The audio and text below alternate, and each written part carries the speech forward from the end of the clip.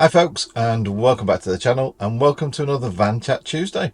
And in today's Van Chat Tuesday, as you probably guessed from the title of this video, we're going to talk about ULEZ zones, ultra low emission zones. So just to cover what a ULEZ is, it is basically meant to be that vehicles entering a ULEZ zone are either electric vehicles with no emissions or the very latest engine sort of category standard of vehicles. So as you know, as the example of a motorhome or campervan, that is going to be a Euro 6 diesel engine, given the fact that most diesels power our campervans.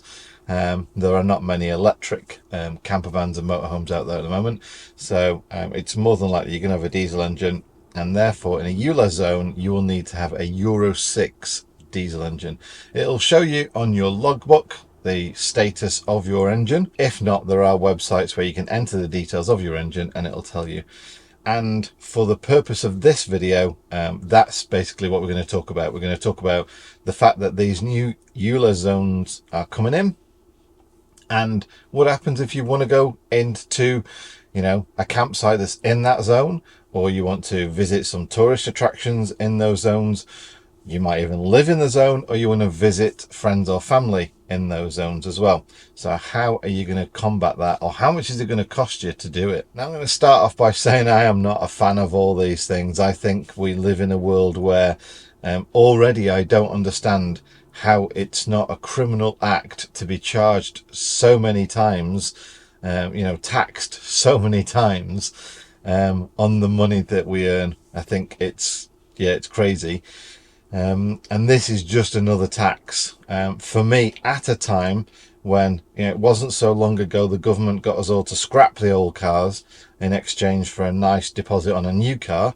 So that meant all the old smelly polluting cars were mainly disposed of anyway.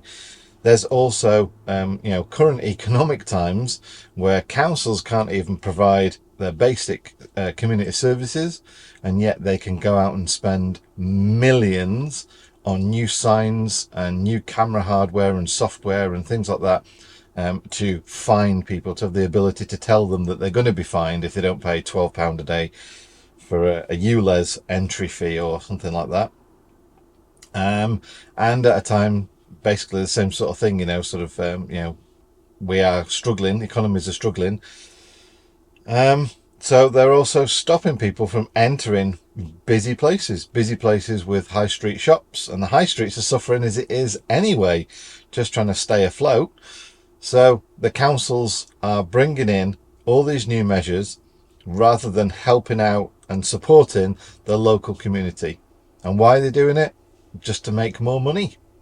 I guess there is a very small, tiny little bit in there that doesn't want to, be responsible for an increase in pollutants in that area. I do understand that, there are pollutants that come out of an exhaust of a vehicle, but there has to be a better way around it. I'm no expert, but there has to be a better way around it than just deciding to fine people, because that isn't a solution. It's just a deterrent, just a way of earning money by those who still need to drive their possibly pollutant vehicle into that area. So you're not really helping the air quality that much. You're just earning money from it. You're not saying you can't come in. You're just saying, if you come in with your dirty vehicle that we think's dirty, then you got to give us 12 quid a day or whatever. So yeah, I'm not a big fan of ULEZ zones by any stretch of the imagination. Basically, I bought this van because it's Euro 6 and because Manchester has one of the biggest ULEZ zones there is. Currently under review, thankfully, but my family all live within that ULEZ zone. It's just crazy. So I couldn't have gone to visit them in the old motorhome we had, or if I'd have bought something like Mandy's van, which is parked next to me at the moment, which is an older van with a Euro 5 engine, I couldn't have gone to visit them without paying this 12 quid a day. So if you don't want to go out and buy a new van, like a Euro 6, quite a new van like my van is, the engine is from 2019, Well, the van is 2019, so it has Euro 6 classification on there, which does means I have to put the AdBlue stuff into a tank in my van, which supposedly eliminates those emissions that the Euro 5 engines still emit, that apparently are really bad. Having said that, what I want to try and do in this video is not just kind of like doom and gloom. I want to try and give some solutions. So the first solution they want to come up with is the fact that there is a company out there that will allow you to reclassify your vehicle, as long as when they test it that the emissions from your vehicle meets a certain limit. They will allow you to change your Euro 5 to a Euro 6 classification. So that's one solution that I think is quite a decent one. Fair enough, it's going to cost you. I'll put some links in the video description to companies that offer that, and it's not cheap, but obviously from that point onwards you can go into the ULEZ zones without fee until such a time where maybe they decide to change it. Who knows? But for the time being anyway, that'll be a solution. And the other solution really is just to avoid it. And I was a little bit miffed recently. I paid for the TomTom app on my phone for navigation. Rather than having a dedicated sat nav, I just use my phone for navigation. And on the TomTom app, there is no option to avoid ULEZ zones. So for example, we were traveling around Europe and I'd already applied for my Crit'Air pass for France, and it came back and said that I was level 2 Crit'Air, which basically means that as you drive into some cities, you'll see the Crit'Air signs out and it'll show the numbers that are allowed to enter the city. Usually a 1 and 2 are allowed to enter the city. 3, 4 and 5 or whatever are not normally allowed in because they are the more polluting engines. So that's the way France has dealt with it. So I have number 2, so we've been entering those zones. But anyway, I wanted to kind of like just work out where you cannot see what signs are displayed for the entry requirements. I just wanted to avoid them, and yeah, TomTom doesn't allow you to do that. So if you do want to just plainly avoid these ULEZ zones, then a couple of apps. One is free, but it doesn't allow you to enter the dimensions or the weight of your vehicle. So if you're traveling by car or something like that, then it'll still work fine. Or, you know, a small van like this, I've used it, and 99% of the time it hasn't taken me anywhere where there's a restriction to the size or weight of my vehicle. And that app is Waze. It's free. It's basically a absolutely fantastic navigation system. Very good at avoiding traffic in general, very good about, you know, sort of basically getting you to where you want to go in the fastest possible time. And ultimately it also has avoidance inclusions for ULEZ zones. So you can tick a box that says, please don't ever take me through a ULEZ zone, and it won't. Job done. If, however, you do drive a bigger vehicle or a heavier vehicle, and you would rather be guided via your navigation system to make sure you never came across a low bridge or a narrow kind of point in the road with restriction, or just a you know, if you're really heavy vehicle, you didn't want to go over the weight limit of a certain road, then the other app that I've been using is Sigic. It's the truck version of it, and then again, you know, you just put your weight and dimensions of your vehicle in, and it navigates you around, you know, according to whatever entries you put about your vehicle. And yes, there is also an option in there that says avoid ULEZ zones. So ultimately, you can get your vehicle changed, hopefully, and obviously by contacting the people down below, you can understand how that process works, how much it's going to cost, and if the likelihood of your vehicle, you know, is going to get reclassified, you know, is good, or if they're like, oh, I don't know if it's worth it, if you want to go ahead or not, or basically, you know, get an app that just avoids those places.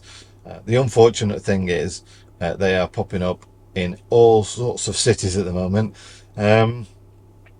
and there will be a point, I'm guessing, where councils will decide that it's far more important to, you know, put up cameras and, you know, signs. I mean, for example, there's one sign in Manchester and it costs something in the region of £58,000. for a sign that says ULEZ zones will apply.